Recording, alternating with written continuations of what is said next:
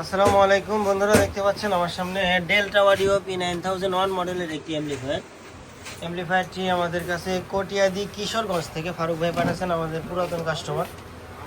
অ্যাম্পলিফায়ারটি আমরা আনবক্সিং করে দেখব কি সমস্যা এবং আপনাদেরকে দেখাবো, ততক্ষণ পর্যন্ত সঙ্গে থাকবেন। তো বন্ধুরা, ইতিমধ্যে আমরা অ্যাম্পলিফায়ারটি খুলে নিয়েছি।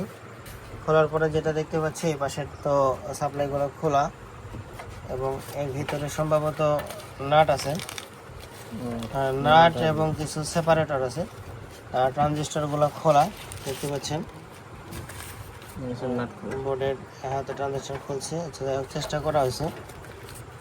তো এটা আমরা এখন ভিতরে কিছু একটা আছে, তো যাই হোক এটা রিপেয়ার করার পরে আপনাদেরকে দেখাবো, কারণ এখন তো এই পাশটা রানিং নাই। ট্রানজিস্টর খোলা, সাপ্লাই খোলা, তার মানে শর্ট অথবা কোনো একটা সমস্যা হয়ে আছে। আমরা রিপেয়ার করার পরে আপনাদেরকে দেখাচ্ছি। হ্যাঁ, তো বন্ধুরা, অ্যাম্পলিফায়ারটির এখন আছে সার্কিটটা খুলে নিয়েছি, ট্রানজিস্টর সবই আছে লাগানো। এখন আমরা একটু লাইন দিয়ে টেস্ট করবো যে আসলে সমস্যাটা কি।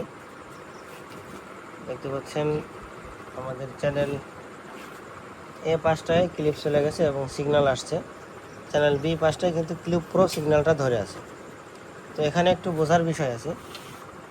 অনেক সময় দেখা যায় যে সব ট্রানজিস্টর ভালো থাকা সত্ত্বেও বা সবগুলো কম্পোনেন্ট মাপে ভালো দেখাচ্ছে, তখন সে অবস্থায়ও ক্লিপ ধরে রাখে। তো এই বিষয়ে বেশ কিছু টিপস আছে। অনেক টেকনিশিয়ান ভাই পরামর্শ চান, তো তাদের বেশ কিছু সাইট ভাগ করে দেওয়া হয় বা মার্কিং করে দেওয়া হয়, সেই নির্দেশনা অনুযায়ী তারা কাজ করে। আলহামদুলিল্লাহ অনেকেই সাকসেস হয়েছে। তো এখানে আমরা রিপেয়ার করব এবং করার পরে কি কি ফল্ট ছিল এবং কিভাবে এটা রিপেয়ার করা হয়েছে, এই বিষয়টা আপনাদের মাঝে তুলে ধরবো। ততক্ষণ পর্যন্ত সঙ্গে থাকবেন বন্ধুরা। তো বন্ধুরা, এখন অ্যাম্পলিফায়ারটি আপনাদেরকে অন করে দেখাচ্ছি। দেখতে পাচ্ছেন ক্লিপ প্রো যে সিগন্যালটা আছে দুই পাশে কিন্তু চলে গেল এবং এটা অ্যাক্টিভ হয়ে গেল। এখন যদি সিগন্যাল দেখাতে চাই, এখানে কিন্তু সিগন্যালও আসবে, কিন্তু এইটা অ্যাম্পলিফায়ারটা এইভাবে আমরা ডেলিভারি করব না। তার কারণ দেখতে পাচ্ছেন বায়াস কিন্তু 5 ভোল্ট বায়াস থাকা সত্ত্বেও সিরিজ কিন্তু 0। এখন অ্যাম্পলিফায়ারটি বাজবে। তো অনেক ক্ষেত্রে বিভিন্ন টেকনিশিয়ান ভাই একটা ট্রানজিস্টর কাটে, ট্রানজিস্টর চেঞ্জ করে, অ্যাম্পলিফায়ারটি বাজে, আবার অ্যাম্পলিফায়ারটি ডেলিভারি করে, এরপরে আবার একটা প্রোগ্রামে যায়, আবার 2-3টা ট্রানজিস্টর কেটে আসে। তো আসলে সার্ভিসিং কোয়ালিটিটা আগে মেনটেন করতে হবে।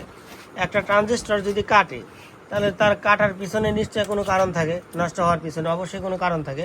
সেই কারণটা আগে ফাইন্ড আউট করতে হবে, এরপরে আমার পার্টসগুলো রিপ্লেস করতে হবে। এখানে একটা কম্পোনেন্ট ফল্ট হওয়ার পিছনে আরও বেশ কিছু কারণ থাকে। সেই কারণগুলো যদি ফাইন্ড আউট করি, সেই কারণগুলো সেই অনুযায়ী আমি যদি সেগুলো আগে সমাধান করতে হবে, যে এই রোগটার উৎপত্তি স্থল কোথায় থেকে, এই গোড়া থেকে যদি আমি সমাধান করি এবং সেই অনুযায়ী প্রত্যেকটা অ্যাম্পলিফায়ার যদি রিপেয়ার করি, তো আশা করা যায় আলহামদুলিল্লাহ আমাদের যে কাস্টমারগুলো আছে সেগুলো খুবই ভালো ফিডব্যাক পাবে এবং তারা এটা দিয়ে ব্যবসা করে আরাম পাবে এবং ব্যবসা করতে পারবে। অন্যথায় যদি আমি ট্রানজিস্টর কাটলো এবং চেঞ্জ করে দিলাম, আবার অ্যাম্পলিফায়ারটা গান বাজায় ছেড়ে দিলাম, আর কোনো কিছু চেক করার দরকার নেই, সেক্ষেত্রে কিন্তু আমার অ্যাম্পলিফায়ারটা কখনোই টিকসই হবে না। যার কারণে আমরা এত অত্যাধুনিক টুলস ব্যবহার করে প্রত্যেকটা অ্যাম্পলিফায়ার প্রপারভাবে ডায়াগনস্টিক করে, প্রপারভাবে অ্যানালাইজ করে, এরপরে আমরা কাস্টমারের হাতে হ্যান্ড ওভার করি। তো যাদের প্রফেশনাল মানে সার্ভিস দরকার, অবশ্যই আমাদের সঙ্গে যোগাযোগ করবেন। এটা এখন কমপ্লিট করব, কমপ্লিট করে এটা লোড টেস্ট আপনাদেরকে দেখাচ্ছি যে কেমন হলো বন্ধুরা। ফাইনালি অ্যাম্পলিফায়ারটি রেডি হয়ে গেল বন্ধুরা। তো এখানে যে বিষয়গুলো রিপেয়ার করা হয়েছে, এখানে টোটাল ভাপার যে সেকশনটা আছে, এই সেকশনে অনেকগুলো কম্পোনেন্ট খারাপ ছিল, যেগুলো অনেক সময় মাপে ঠিক দেখায়, কিন্তু যখন ওয়ার্কিং প্রসেসে যায় তখন কম্পোনেন্টগুলো শর্ট হয়ে যায়। তো এই ধরনের যে লিকেজ কম্পোনেন্টগুলো, এগুলো খুঁজে বের করতে কিন্তু অনেক সময় ব্যয় হয়।